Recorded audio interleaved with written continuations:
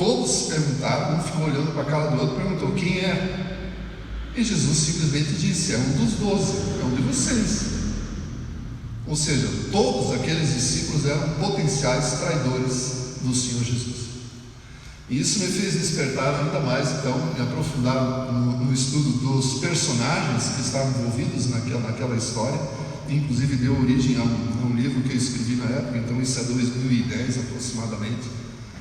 E ano passado eu refiz uma segunda edição, eu reescrevi muitas coisas a respeito disso, já que não tinha o que fazer, né? A pandemia nos confinou em casa. Então, na verdade, eu quero conversar com vocês sobre características de alguns discípulos e cooperadores de Deus, e a forma como Jesus os tratou e como nós podemos desenvolver, na verdade, o caráter de discípulos, que é uma das partes que desenvolve uma personalidade completa para nos tornarmos herdeiros. Bom, complicou agora, né? Eu penso que para eu e você sermos de fato herdeiros, desenvolvermos um caráter de filhos de Deus e usufruirmos de tudo aquilo que Deus tem preparado para nós, existem pelo menos 4 fases para as quais nós iremos passar, 4 características. Não são sequenciais, elas estão presentes em todos os momentos da nossa vida. Nós somos e nunca deixaremos de ser discípulos, somos e nunca deixaremos de ser nem servos, nem amigos de Deus e nem órfãos do mundo. servo também? Não tem jeito, velho. Vai continuar sendo. Mas servo no bom sentido, tipo servo como Moisés, meu servo. Meu Deus, aleluia. Eita! Na prateleira de cima. Não escravo. Vocês sabem do que eu estou falando, e aliás, é um assunto muito interessante. Então eu quero, a partir de João capítulo 1, versículo 35, se você quiser abrir e acompanhar, conversar a respeito. E por favor, pode ser uma conversa, não sei se aqui deixa eu perguntar. Deixa perguntar, fica à vontade. Isso, pode ficar à vontade. Me deram 2h30, vai se acomodando aí. João 1,35 diz o seguinte: no dia seguinte estava João outra vez, eu falei 1,35? Isso. No dia seguinte estava João outra vez na companhia de 2 dos seus discípulos, e vendo Jesus passar, disse: eis o Cordeiro de Deus. Os 2 discípulos, ouvindo-o dizer isto, seguiram Jesus.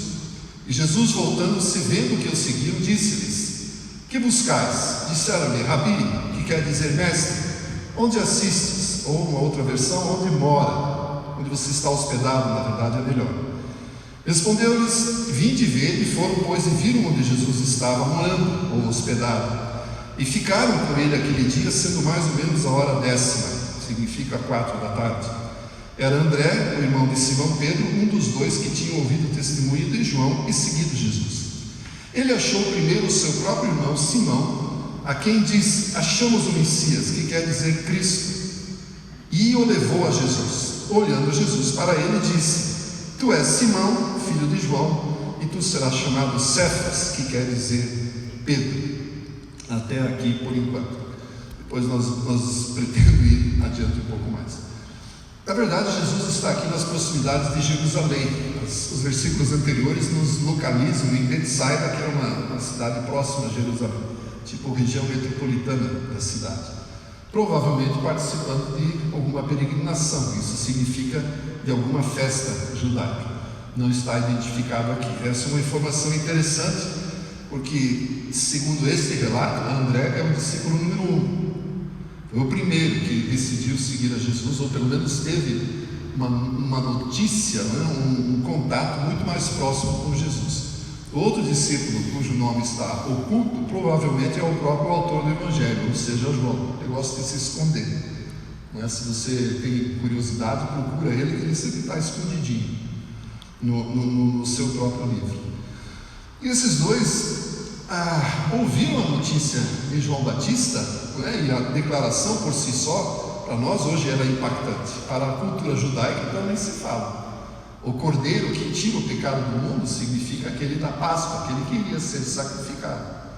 Essa parte eu quero deixar de lado e me focar no comportamento dos discípulos. Como era 4 da tarde e Jesus não estava na sua própria casa, provavelmente hospedado em alguma, eles tiveram ali 2 horas para conversar com Jesus e vazar. Jesus já estava hospedado na casa de alguém, agora aquele ainda ia acolher outros.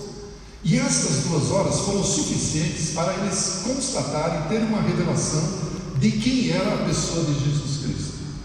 E André imediatamente foi à busca do seu irmão Simão. Isso quer dizer que estavam todos nesta mesma peregrinação. Eu digo isso porque existe um chamado dos discípulos mais tarde relatado quando eles estão na Galileia. E Jesus diz: vem comigo, venham e vocês serão pescadores de pessoas ou de homens. Isso aqui aconteceu antes. Depois eles voltaram para Galileia, ali houve então o chamado. A distância aqui é de 150 quilômetros aproximadamente. Eu fico pensando nesses dias de caminhada, se a gente caminhasse a 4, 5 quilômetros por hora, tipo 8 horas por dia, levaria uns 4, 5 dias para fazer isso aqui. Enfim, informações importantes, mas inúteis às vezes, eu acho. Estão na Bíblia, então está lá. O que aconteceu? André teve uma revelação de quem era aquela pessoa. Ele era o Messias, o que para a cultura judaica significava o futuro rei de Israel. Não era apenas o salvador do mundo. Para o judeu não era o salvador, era o libertador da nação do jugo do Império Romano. E a característica que eu quero apontar aqui é que a notícia era tão extraordinária que ele não poderia deixar os seus mais próximos de fora do conhecimento disso. Imediatamente foi procurar o seu irmão Simão. E curiosamente Jesus coloca sobre Simão já o chamado ou propósito para a vida dele. Diz: você vai ser Pedro, você vai ser uma rocha, uma pedra.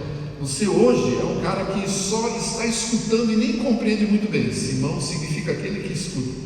Mas sobre a sua vida haverá uma responsabilidade, um propósito extraordinário. E André então não pôde segurar, um susto aqui agora. André não pôde segurar essa notícia. E eu e você, como discípulos, não podemos reter as boas novas de ninguém. Amém.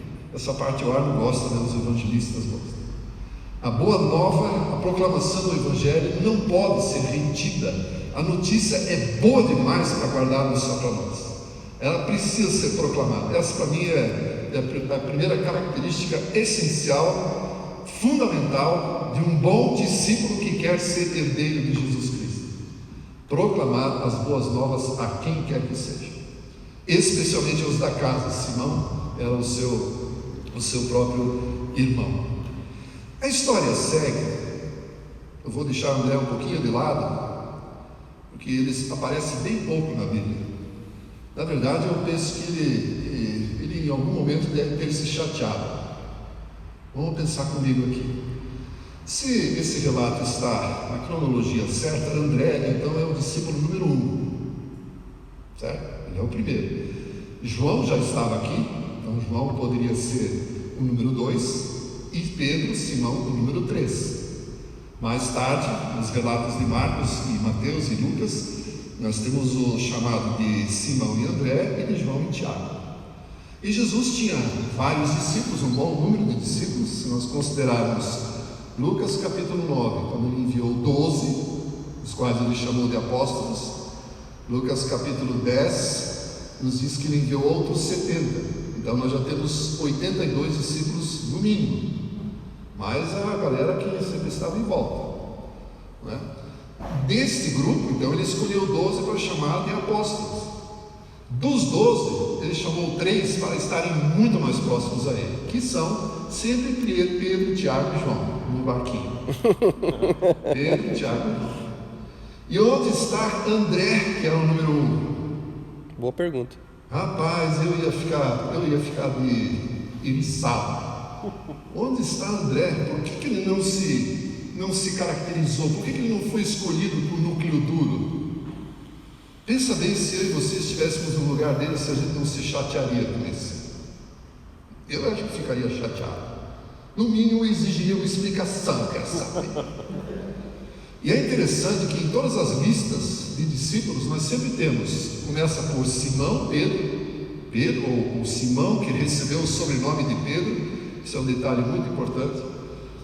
E aí menciona André, seu irmão, nunca é André e o seu irmão Simão Pedro, é Simão Pedro e seu irmão André. E em Lucas ele está em quarto lugar. Isso deixa ficar chateado.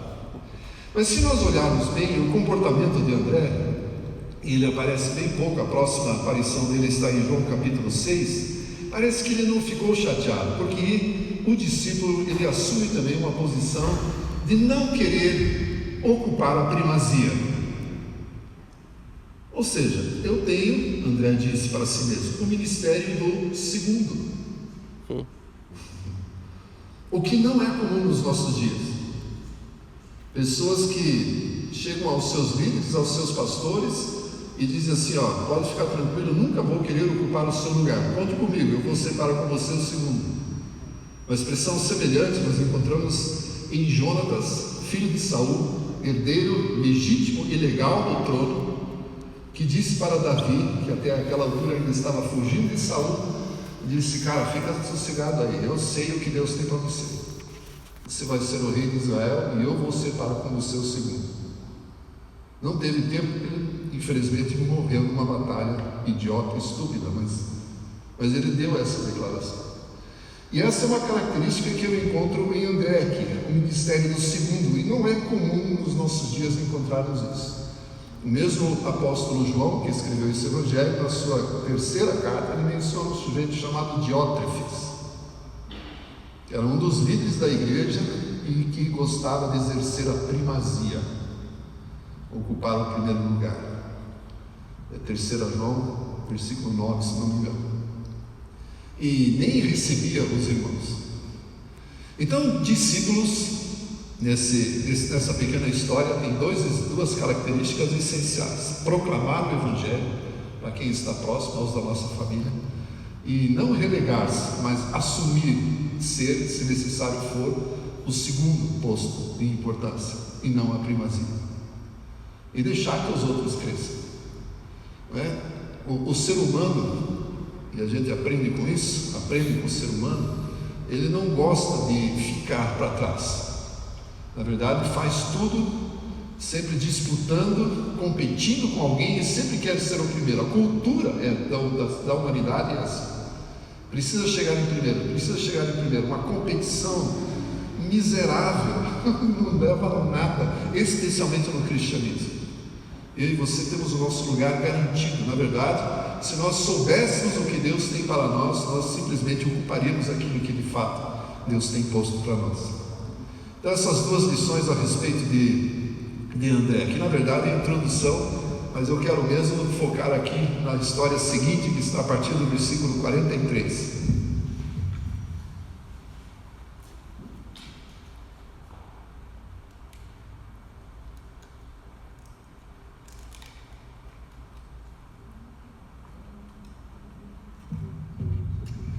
Diz assim, 1,43: No dia imediato, resolveu Jesus partir para a Galileia.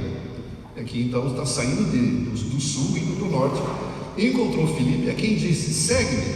Ora, Filipe era de Betsaida, ali da cidade de André e de Pedro. Filipe encontrou Natanael e disse-lhe, achamos aquele quem Moisés escreveu na lei, a quem se referiram os profetas, Jesus o Nazareno, filho de José. Perguntou-lhe Natanael, de Nazaré pode sair alguma coisa boa? Respondeu-lhe Filipe, vem e vê. Jesus viu Natanael aproximar-se e disse a seu respeito, eis um verdadeiro israelita, em quem não há dolo, ou em quem não há falsidade, fingimento, em quem não há hipocrisia. Perguntou-lhe Natanael, de onde me conheces? Respondeu-lhe, antes de Filipe te chamar, eu te vi quando estavas debaixo da figueira. Então exclamou Natanael, mestre, tu és filho de Deus, tu és o rei de Israel.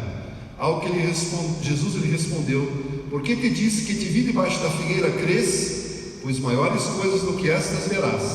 E acrescentou, em verdade vos digo, que vereis o céu aberto, e os anjos do céu subindo e descendo sobre o Filho do Homem. Na verdade, nós temos aqui uma série de lições e informações muito interessantes com as quais eu e você podemos aprender. É a única vez que o personagem Natanael aparece assim. Nos outros evangelhos ele é conhecido como Bartolomeu. Provavelmente é Natanael Bartolomeu, filho de Ptolomeu, porque Bar designa que ele é filho dele. E os evangelistas não concordam com o nome, o que também não faz diferença. O fato é que este homem encontrou Jesus de uma forma um tanto distinta. E aqui entra justamente o ministério de ensino e o despertamento para a palavra que eu quero mencionar aqui. Há uma diferença fundamental na forma como André descreveu o seu encontro com Jesus e a forma como Filipe apresentou esse mesmo Jesus a Natanael. Veja só, o versículo 41 diz: ele achou primeiro seu irmão, a quem disse: achamos o Messias, que quer dizer Cristo, curto e grosso, o que também explica absolutamente tudo. Agora Filipe já diz o seguinte para Natanael: encontramos aquele de quem Moisés escreveu na lei e a quem se referiram os profetas. Isso já denota um conhecimento de Natanael com mais profundidade a respeito de quem o Messias de fato era.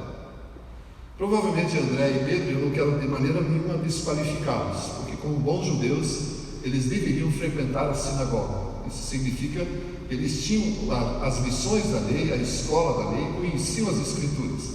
Por favor, nunca aceite alguém dizer que eles eram analfabetos.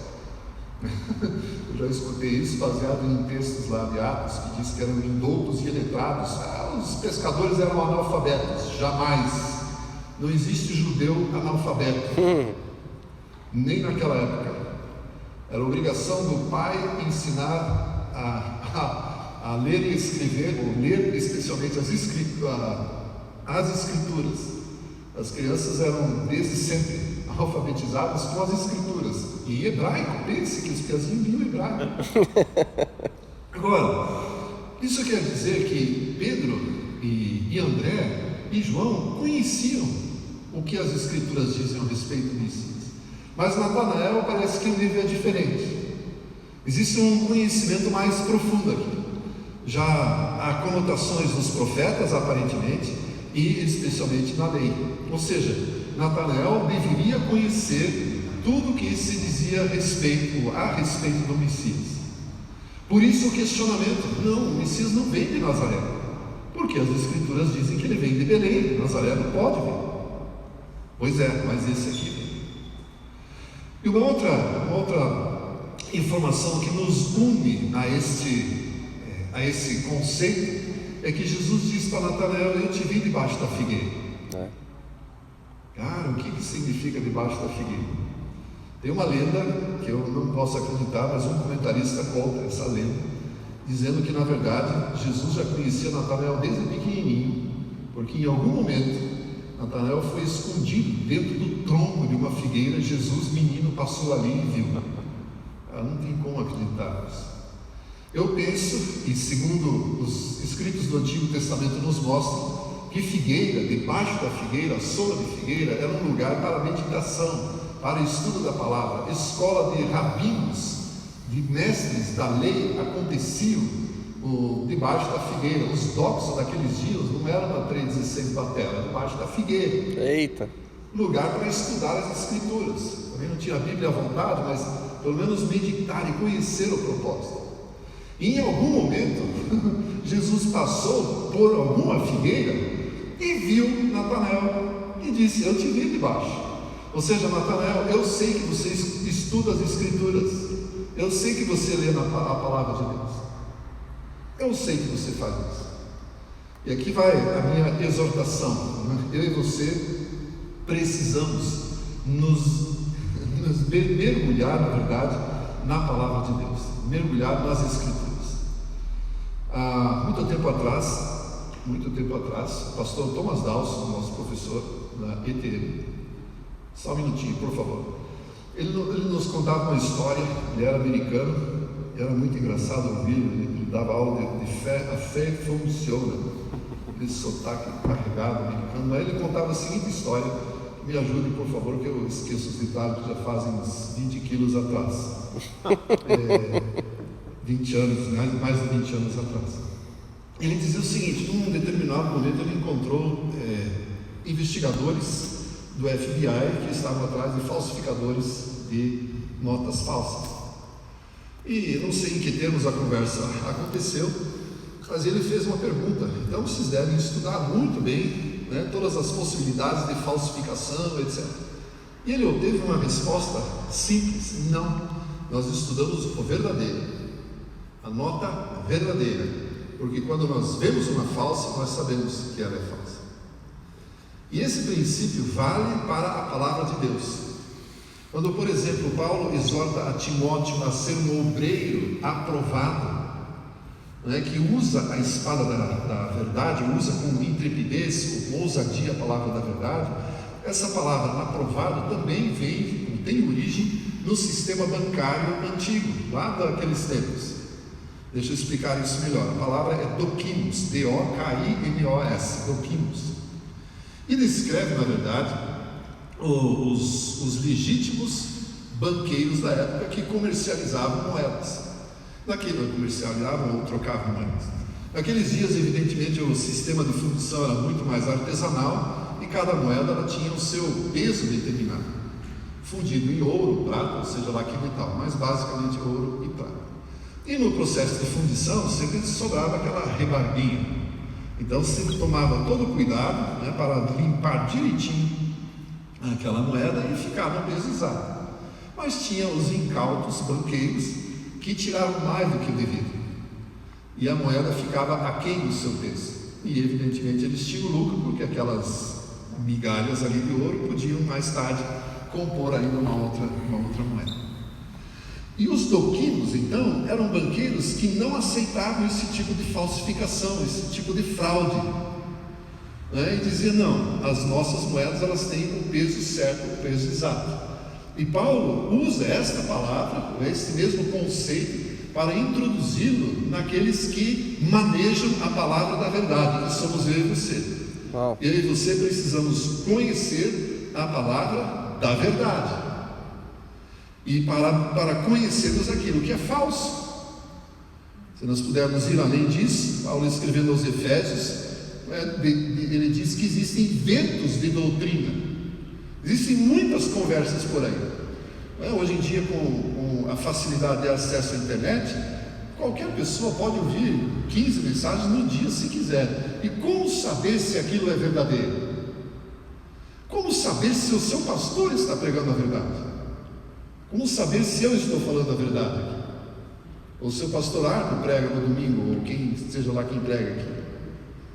Como saber se isso é verdade? Quando conhecemos a verdade, quando nos enfurnarmos na palavra de Deus e concordarmos com isso e aquilo. Não estou falando de linhas de interpretação, nem formas de aplicar a Bíblia, de conhecer a verdade, aquilo que a palavra de Deus fala a respeito de Deus, a respeito de nós e nosso relacionamento com Ele, e conhecermos a sua vontade.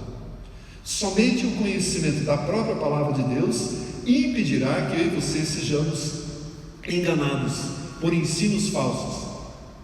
E gente, existem por aí. O Antigo Testamento estava recheado, forrado de falsos profetas que anunciavam que haveria paz, e Deus dizendo: não vai ter paz, Jerusalém já era, deu fim, vai ser destruído e todo mundo vai embora, vai vazar daqui, não vai ficar. E os profetas: não vai ter paz, nós vamos ter paz, eu tenho de Deus e vamos ter paz. Não. E o Novo Testamento, nós temos advertências a respeito de falsos mestres, falsos ensinamentos. Como que nós vamos saber se o ensinamento é falso ou verdadeiro? Conhecendo a verdade. Conhecendo a verdade, que é a própria palavra de Deus. Então, se eu e você não tivermos relacionamento, comunhão com o nosso Deus por meio da palavra, na palavra nós não saberemos, não conhecemos a verdade. Eu sou professor de Antigo e Novo Testamento já há 25, 26, sei lá quantos anos, muitos anos. E muitas pessoas me dizem assim: a Bíblia é um livro muito complicado. Eu concordo, muito grande, e é mesmo. É mesmo. Tem inúmeros centenas de milhares, dezenas de milhares de versículos. E nós não sabemos absolutamente nada. Eu tenho o costume de ler já há muitos anos o Novo Testamento de 2 em 2 meses, passo por eles, e o Antigo Testamento a cada meio ano mais ou menos, porque afinal o meu trabalho, gosto disso e para mim não é peso nenhum. E eu sei que adquirir esse hábito não é tão simples, né? Mas hoje é mais perceptível. Quando eu ouço alguma coisa sendo pregada, eu tenho aquela iluminação do Espírito Santo dizendo assim: isto não é verdade, essa palavra está sendo distorcida, exatamente como os nossos apóstolos nos preveniram. Pessoas usando a palavra de Deus para obter benefício próprio, usando da piedade para obter benefício próprio. Os bereanos, os cidadãos de Bereia, ouviram Paulo. Cara, quem não gostaria de ouvir Paulo pregar?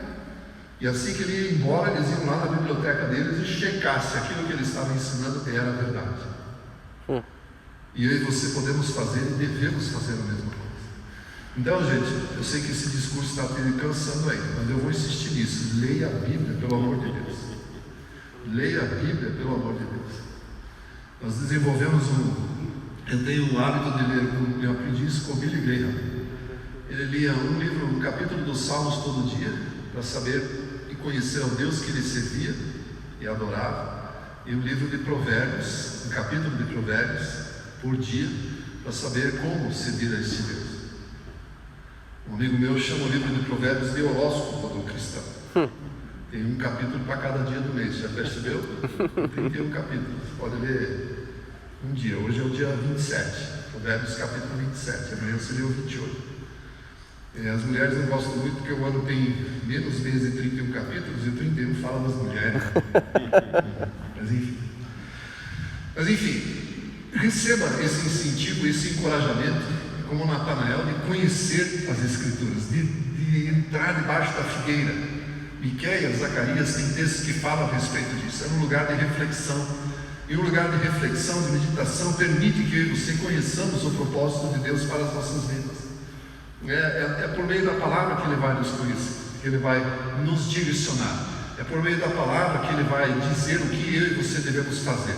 Qual é o nosso papel nesta geração? Assim como Simão recebeu da parte de Jesus a direção clara: cara, você vai ser uma pedra, o pessoal vai ter que se encostar em você, você vai ser uma rocha de segurança para muita gente. E Pedro aprendeu as duras penas. Antes de prosseguir com Natanael, deixa eu voltar um pouquinho com o Simão aqui, que eu tenho um ponto muito importante para nós aprendermos. Marcos dizem ser o representante de Pedro, o secretário de Pedro. Se nós, pelo menos os estudiosos dizem isso, nós queremos saber o que Pedro pregava. Simão Pedro pregava, basta ler o Evangelho de Marcos. Mas Marcos tem a sua própria autoria, o seu jeito de escrever, e ele dá uma sacanhada em Pedro. É o escritor dos evangelhos mais voraz com o comportamento de Simão Pedro. E esse menino não aprendeu com facilidade. Não aprendeu. Eu quero que você abra 2 textos da carta de Pedro para você entender o que eu estou querendo dizer. Primeira carta de Pedro, capítulo 1, versículo 1. Quem achou pode ler, só a introdução do versículo. 1 Pedro 1, versículo 1. Show? Pode ler. Pedro, apóstolo de Jesus Cristo, aos eleitos que são forasteiros da dispersão no povo da Galácia, Capadócia, Ásia. Obrigado. Eu faço a seguinte leitura. Vamos escrever: Pedro, apóstolo do Senhor Jesus Cristo. Eu sou apóstolo. Eu sou apóstolo. Anos depois ele escreveu a segunda carta, capítulo 1, versículo 1. Perceba o que está escrito.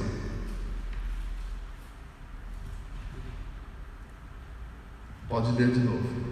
Simão Pedro, servo e apóstolo de Jesus Cristo. Viu só? Aprendeu a lição. Demorou. Agora, de repente, não era mais Pedro, apóstolo. Agora é Simão Pedro, servo e apóstolo. Pedro era o propósito que Deus tinha para a vida dele, era o que Jesus queria para ele. Mas ele nunca deixou de ser Simão. Você pode vasculhar os evangelhos e toda vez que o Senhor Jesus trata com este homem, ele o chama de Simão ou Simão Pedro, e nunca de Pedro. O que eu aprendi com isso? Eu sou Norberto, na verdade Henrique Norberto. Deus tem um chamado para a minha vida que nunca pode estar antes daquilo que eu de fato sou.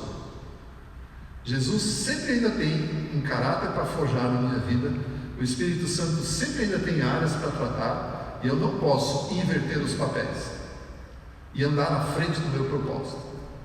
Eu preciso ter a minha identidade muito bem estabelecida, a realidade daquilo que eu sou em Cristo Jesus, com certeza, desenvolver esse caráter, permitir que o Espírito Santo trate em todas as áreas da minha vida, inclusive aqueles porões da alma, até aquelas áreas mais escusas, para que eu possa ser exatamente aquilo que Ele tem para mim. Ou seja, eu e você, por isso que eu digo que nós nunca deixamos de ser nem discípulos, nem servos, nem nada. Apóstolo era o chamado, era o propósito de Deus para a vida de Pedro. Ele não podia colocar isso na frente. E gente, esse homem levou muitos anos para aprender, muitos anos, e nós podemos encurtar esse caminho. Podemos encurtar esse caminho e ser mais humildes diante de Deus antes disso. Eu precisava fazer isso antes de prosseguir com Natanael. Tudo bem até aqui, gente? Tinha uma mão levantada antes? Tinha. Ou já passou? Quando você fala que Natanael, Jesus viu Natanael, né? Porque assim, Jesus viu Natanael não primeiro, assim, não é pelo Espírito que Jesus viu? Não, fisicamente. Não, minha imaginação não vai tão longe. Para mim passou e viu, eu te vi, está lá o texto, eu te vi. Eu te vi quando estavas debaixo da figueira. Pelo menos nunca me ocorreu que é diferente disso. Não, viu mesmo. Agora, tem um outro aspecto aqui. Diz o seguinte: Jesus viu Natanael aproximar-se e disse a seu respeito, o único discípulo que recebeu um elogio público de Jesus: eis o verdadeiro israelita, um autêntico israelita, em quem não há dolo, em quem não há nada falso. E aí, se agora nós formos para trás, na história e na etimologia das palavras, nós vamos chegar nessa palavra dolo, lá no Antigo Testamento, para a palavra engano, usurpar. Na verdade, vamos chegar em Jacó, na história de Jacó, porque a história do patriarca é bem conhecida e nós sabemos que o significado do seu nome é usurpador, enganador, e ele tinha esse comportamento e passou por uma experiência interessante. Você encontra isso em Gênesis 28, a tal da Val de Jaboque.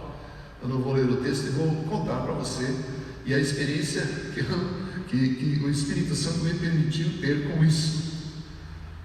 Jacó enganou o seu irmão, enganou a família toda, na verdade tem vários ângulos ali, e conseguiu usurpar da bênção que era devida a Esaú, ou direcionada a Esaú.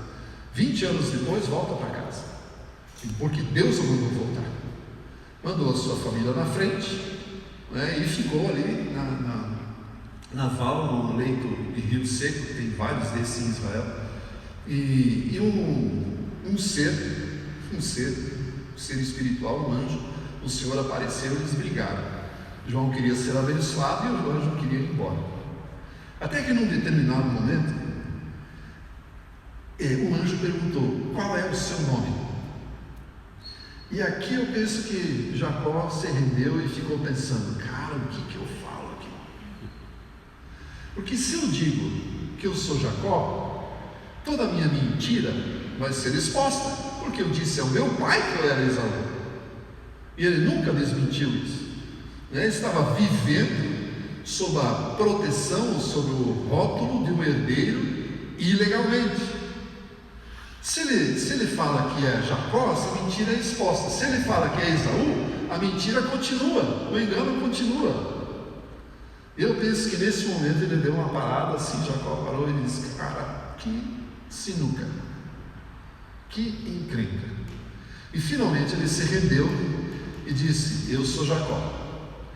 Pois bem, aí o anjo se animou: agora eu tenho algo para você. Você vai ser Israel. Cara, você vai ser o cara aqui para frente. Príncipe de Deus, aquele sobre quem Deus prevalece, né? Vai ser o patriarca da nação de Israel. O anjo devia estar, ou o próprio Senhor, não fica claro no texto, mas ele devia estar esfuziante, porque ele sabia o futuro, sabia que a partir daquele momento uma nação surgiria para criar todo um cenário para que o Salvador da humanidade, Jesus Cristo, pudesse vir. Cara, mas para que isso pudesse se cumprir, um engano precisava ser desfeito, uma falsidade precisava ser deixada para trás. E a partir daí criar uma estirpe, um grupo de pessoas, verdadeiros israelitas, que não dão lugar ao engano, à falsidade nas suas vidas, não dão lugar à hipocrisia nas suas vidas. E esse homem, Jesus achou em Natanael.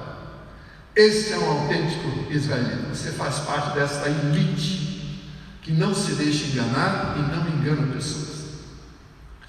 É muito simples, e eu tenho ministrado e ensinado muito a respeito disso, sobre a hipocrisia, usos e costumes, legalismo, religião que se cria aqui e ali. É uma falsidade impressionante. Ou seja, pessoas que exteriormente mostram uma coisa, mas interiormente são completamente outras. Fingem, falsidade. Jesus dá uma dura durante todo o Evangelho, todo o seu ministério, à hipocrisia dos fariseus, porque eles fingiam ser algo que não eram autênticos. Nem quero entrar nisso, né? Quero pensar aqui que eu e você podemos desenvolver como característica de discípulos não sermos hipócritas e sermos autênticos. Eu não vou falar nem diante de pessoas, né, porque isso é um outro capítulo, mas diante de Deus. Anos atrás, quando eu tive uma experiência com o Espírito Santo, eu nasci numa igreja evangélica, eu sou menonita de nascença, etnicamente e igreja, mas na minha adolescência me afastei um pouquinho, casei, enfim, voltamos depois e tive uma experiência impressionante com o Espírito Santo de Deus, década de 90, começo dos anos 90, minha esposa e eu. E a partir de então começamos a renovar a nossa caminhada com o próprio Deus. E o pastor, o Adam Heinrich, nosso amigo, ele se aproximou de mim e de outros e disse: vamos fazer aí um programa de discipulado e tal, eu quero andar com vocês e ensiná-los a andar um caminho sobre modo excelente. E eu topei a parada. O primeiro encontro era no sábado, a gente ia para uma chácara, eu fui todo preparado, Bíblia, caderno e tudo. E a primeira coisa que nós fizemos lá é um devocional, uma música, ok, agora vamos jogar Betis. Legal, Betis, um programa de discipulado, Betis. Depois nós vamos jogar vôlei, depois nós vamos fazer churrasco. E o estudo bíblico, não, esse você vai fazer em casa. Aqui você vai, essa era a lição, ele não falou diretamente, mas aqui você vai mostrar quem você é. Cara, pega um grupo de crente e põe para jogar Betis. Põe para jogar vôlei, assim, deixa eles ser quem são. Mas assim, aflora o caráter. Não tem como esconder, gente. Não tem a competitividade, a inveja, o ciúme, a violência. Todo mundo se rasgava de correr para ganhar. E o pastor dando risada. E a Bíblia a gente estudava em casa. Para aprender a ser autêntico. E eu creio que Jesus fez muitas vezes isso. Se ele não jogava betis, surfava com eles no Bar da Galileia, não tem onda tão forte lá, mas alguma coisa ele fazia mesmo. Eu tenho certeza que não era estudo bíblico o dia inteiro, porque ele queria que aqueles meninos percebessem o que eles de fato eram, para que eles fossem sem hipocrisia, sem fingimento, autênticos. E na verdade esse é o aspecto que eu e você podemos desenvolver. Se nós não temos uma pessoa que nos direciona a isso, nós mesmos podemos fazer isso. E a partir daqueles dias, então, eu estabeleci uma rotina. Vou orar meia hora e vou ler a Bíblia uma hora de devocional, meia hora de oração e meia hora de Bíblia. Cara, aquilo vai que é uma beleza. Consegui vencer por 2 dias. 2 dias. No terceiro dia, meia hora de oração já virou em 15. No quarto dia eu já estava olhando no relógio para ver quando que acabava. E aí eu olho para mim mesmo e o Espírito Santo vem ministrando. Cara, você é um falso mesmo, não é? Você não tem nada para falar. Você acha que Deus está te ouvindo uma hora dessas, velho? E honestamente, eu vejo muito cristão vivendo assim. Deus sabe exatamente a nossa disposição. E aprendi com aquilo a fazer algo muito interessante. Várias vezes eu acordo bem cedo, mas na época nem tanto. Eu levantava e dizia: Espírito Santo, é o seguinte, não estou a fim de orar não, hein? Vamos ler a Bíblia aí, se aparecer uma vontadinha, eu até vou orar. Aprendi que a graça de Deus, o amor de Deus é tão extraordinário, que a minha leitura bíblica, estou falando de mim, a minha oração não comove absolutamente Deus, não mexe nada com ele. E também não o decepciona se eu deixo de fazer. Quem perde ou ganha sou eu. E é você. Deus não. Impassível. Não mexe. Eu não vou mover o coração de Deus a meu favor. Todo o amor que Ele tinha para mim, Ele já deu em Cristo Jesus. Não tem mais. Então, ou eu aceito isso de uma maneira autêntica, legítima, sem dolo, sem falsidade, sem hipocrisia, ou eu não vou aproveitar, porque Deus já deu tudo. Então, é uma característica que eu e você devemos desenvolver, com muito afinco, na verdade. E isso aqui, no meio eclesiástico em que vivemos, é muito fácil em você criarmos barreiras ou métodos, né, de acharmos que estamos agradando a Deus pelas nossas forças. E esqueça, é impossível. Não vai conseguir, nunca iremos conseguir. Nunca, absolutamente nunca, eu e você poderemos satisfazer completamente a santidade de Deus, e Ele sabe disso, tanto que Ele nos deu o seu próprio Espírito, a sua própria essência de vida, para nos levar a essa comunhão com Ele e tratar das nossas vidas, nos transformar, para que possamos usufruir plenamente da comunhão com Ele. Essa pelo menos tem sido a minha experiência. Me ensinaram e eu fiz isso várias vezes. Pega uma cadeira, diga para o Espírito Santo sentar na sua frente e fale tudo que você está sentindo, toda raiva, angústia, tudo. Fale palavrão se você quiser, mas pelo amor de Deus, seja sincero e não esconda nada de Deus. Essa sinceridade, essa integridade, na verdade, eu penso que era uma característica que Jesus já via em Natanael. Provavelmente herdeiro ou herdou isso dos seus próprios familiares, da educação que recebeu em algum lugar. Eu fico imaginando que os outros, ao ouvirem isso, devem ter ficado constrangidos, né? Porque, gente, eles viviam numa cultura hipócrita, falsa. Desculpe ser sincero com isso, mas todo o trabalho no templo, todo o culto no templo, aquilo era uma falsidade, uma hipocrisia, um fingimento só. O profeta Isaías já advertia: ei, vocês estão fazendo o que aprenderam maquinalmente.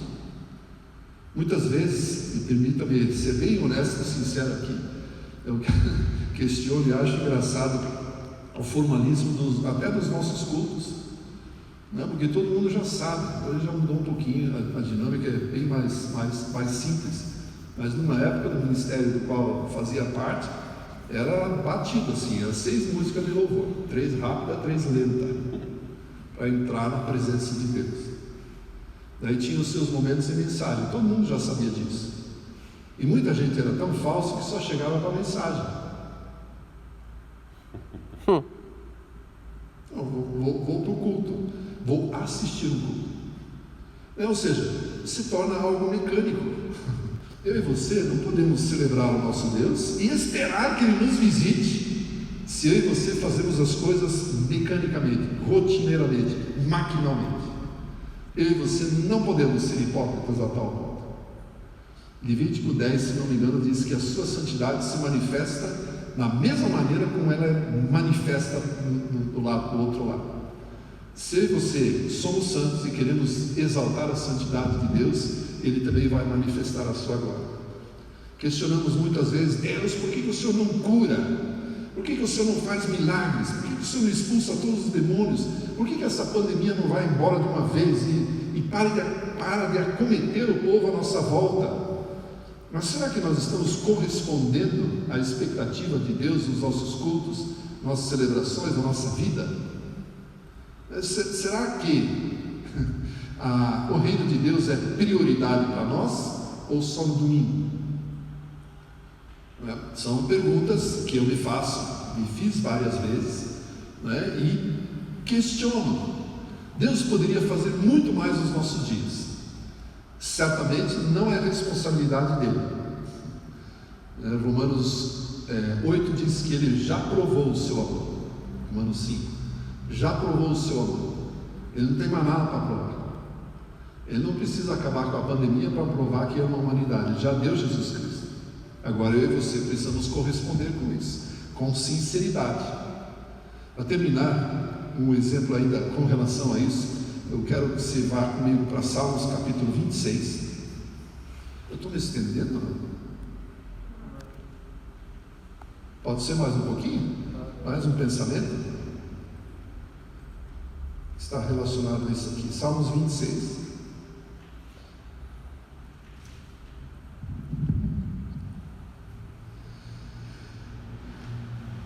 Diz o seguinte: faz-me justiça, Senhor, pois tenho andado na minha integridade e confio no Senhor sem vacilar. Examina-me, prova-me, sonda meu coração e os pensamentos. Gente, há muitos anos eu tive problema com esse texto aqui. Eu falava: como que esse cara, pecador, miserável, desgraçado como eu, ousa dizer diante de Deus que ele tem andado em integridade? Como? O pecado dele, o meu está escondido. O meu Deus e eu sabemos. E algumas outras pessoas, de alguns. O de Davi está escancarado, está escrito. Ele fez tudo que é reto aos olhos do Senhor, senão no caso de Urias. Cara, aprontou feio, está escancarado. Como que ele diz que andou em integridade?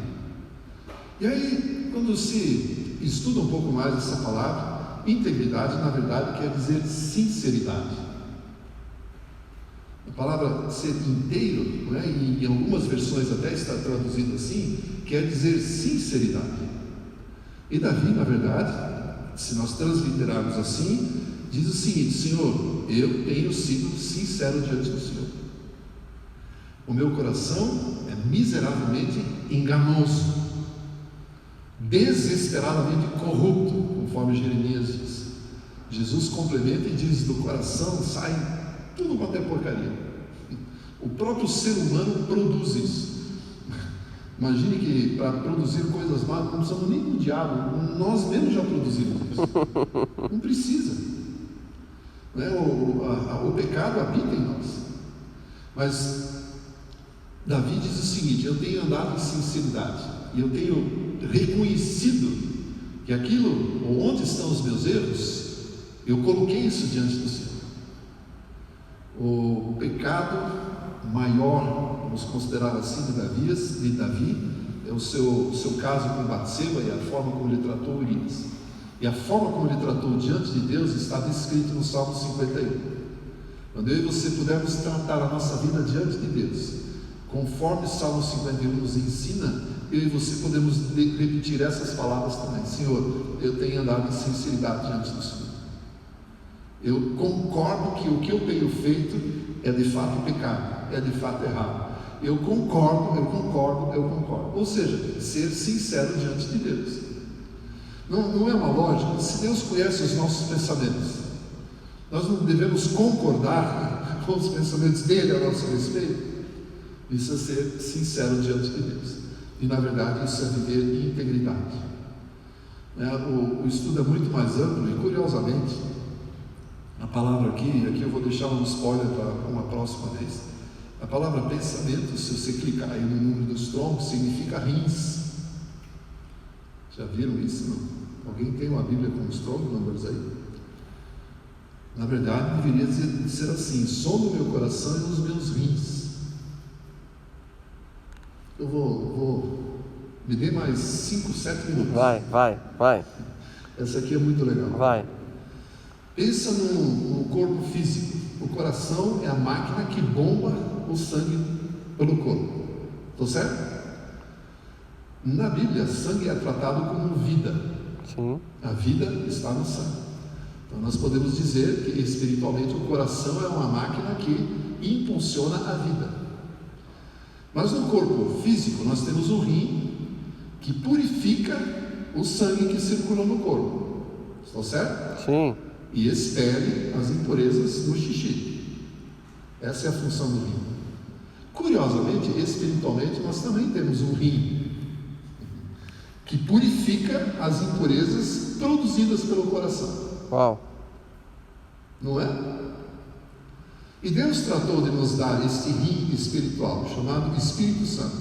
Meu Deus. Que pela palavra de Deus purifica o nosso coração, que é ruim, mau. Jesus concordou com isso. 7 de Marcos, ele vai dizer, na verdade existe uma conversa ali sobre comida, que se podia comer ou não, lavar os pratos, os copos antes, porque tinha toda uma cerimônia para consumir uma refeição lá. Tinha que lavar os pratos, listar todos os atributos de Deus e mais um pouco, para então ter os utensílios purificados e poder se alimentar. E Jesus chegou com o pessoal dele e foram comendo. E os fariseus questionando: ei, vocês não vão fazer isso? Não. Mas e aí, se alguma coisa fizer mal? Não tem problema, sai. De um jeito ou de outro, comida estragada, sai. Por bem ou por mal, nós sabemos disso. E Jesus diz: o problema não é o que entra, é o que sai. E do coração saem homicídios, roubos, toda a lista de porcaria que a carne produz. Paulo também faz uma lista dessa. Então nós temos um coração, uma natureza em nós, que é o coração, que não produz nada de bom e que contamina a nossa vida. Mas temos da parte de Deus a provisão dos rins espirituais do Espírito Santo de Deus, que nos purifica e espelha, joga para fora toda e qualquer porcaria. E o Espírito Santo, logicamente, ele usa a própria palavra de Deus. Estou voltando de novo, percebeu? Usa de novo a palavra de Deus para nos ensinar e nos levar a esse caminho de purificação. Então, assim como os rins purificam o sangue no nosso corpo físico, o rim espiritual, chamado Espírito Santo, purifica o nosso interior para que o caráter do Senhor Jesus Cristo possa ser desenvolvido em nós. Razão pela qual Davi, que no meu entendimento viveu no Testamento errado, ele tem todas as características para viver o novo, podia facilmente ser contemporâneo de Paulo, sei lá. Ele diz: cara, eu sei do que eu estou falando, eu tenho sido sincero diante de Deus, meu coração está lá exposto e não tem coisa boa, mas o Senhor também proveu, e é o único escritor, além do profeta Isaías, a falar do Espírito Santo. Cara, esse homem já sabia disso. Salmo 51, 10. Não retires de mim o teu Espírito Santo. Cara, que isso? Isso é uma coisa lá do Novo Testamento. Desculpa, eu estou citando um texto atrás do outro, mas é o Espírito Santo que Davi tinha consciência estava presente na sua vida, que funcionava como um purificador da sua própria vida, a ponto dele dizer: Senhor, pode me examinar, pode olhar, pode passar o escândalo, no meu coração o Senhor vai achar impurezas, mas a minha vida está sendo purificada pelo Espírito que o Senhor me deu. Por isso eu ando em integridade diante do Senhor, por isso eu posso ser sincero diante do Senhor. Por isso Natanael recebeu do Senhor Jesus o rótulo de um verdadeiro israelita, em quem não há nenhum dolo. Seria muito legal se o Senhor Jesus pudesse dizer de cada um de nós: eis um verdadeiro crente, um crentão, não tem nada de hipócrita, não tem nada de falso, são absolutamente verdadeiros, sinceros diante de Deus e diante de pessoas. Cara, lembrei de uma história, vou terminar com essa. Estou eu lá, nosso ministério tinha folga na segunda-feira, Então em casa, segunda-feira, estava cortando a grama na frente da minha casa lá. Como que se corta a grama? Bermuda, camiseta e boné. Né? Minha cor rósea não permite tomar sol. E aí, segunda-feira de manhã, eu tinha pregado domingo à noite. Passou um carro e voltou. E o sujeito abriu a janela: pastor, é o senhor mesmo? Eu sou. Mas desse jeito? E aí começamos a conversar e eu não soube por que ele pensou.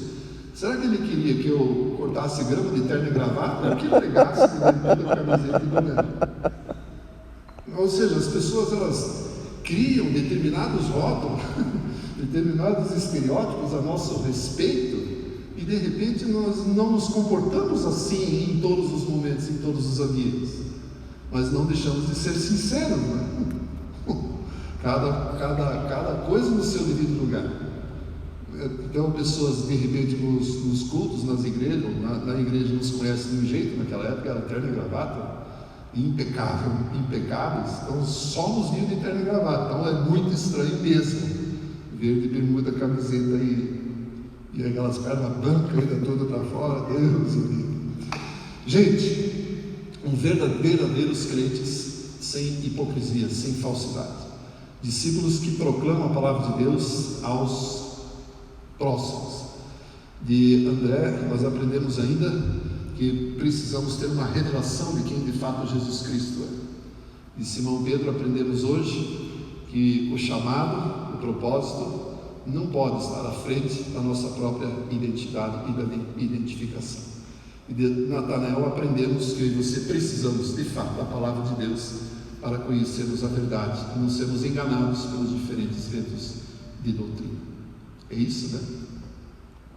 É isso. Uau. Muito obrigado. Posso fazer uma oração ainda? Eu não sei como é que termina a parada aqui. Você pode levantar, por favor?